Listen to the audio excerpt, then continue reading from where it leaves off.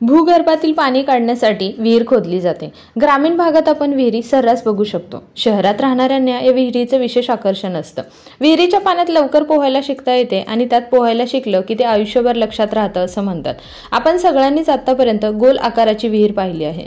विहिरीचा आकार हा गोलच का असतो याचा तुम्ही कधी विचार केला आहे का?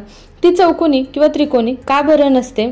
तुम्ही नेहमी गोल आकाराची विहीर पाहिली असेल। आपल्या पूर्वजांनी ही विहीर गोल आकाराच्याच बांधल्या आहेत, पण विहिरीचा आकार चौकोनी किंवा त्रिकोणी का बरं नव्हता यावर कधी तुम्ही विचार केला आहे का?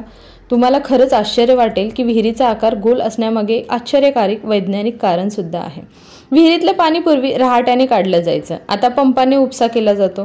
पिण्यासाठी, शेतीसाठी तर काही ठिकाणी घरगुती वापरासाठी विहिरीतल्या पाण्याचा वापर केला जातो। विहिरीसाठी खड्डा खोदताना भूगर्भातल्या पाण्याच्या पातळीपर्यंत खोल खोदला जातो।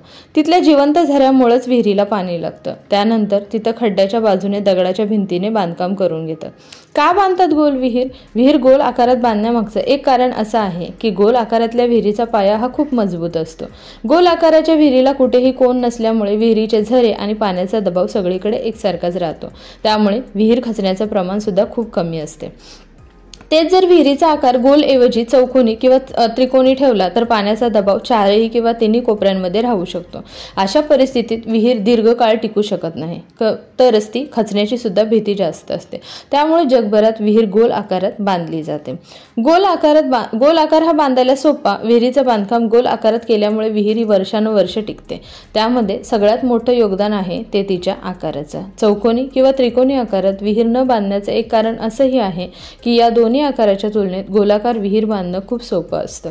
त्यामुळे आपल्या पूर्वजांनी सुद्धा ज्या विहिरी बांधल्या आहेत त्यांचा आकार हा गोल होता। तर कशी वाटली तुम्हाला ही माहिती? आवडली असेल तर चॅनेलला नक्की लाईक आणि सबस्क्राईब करा। थँक्यू।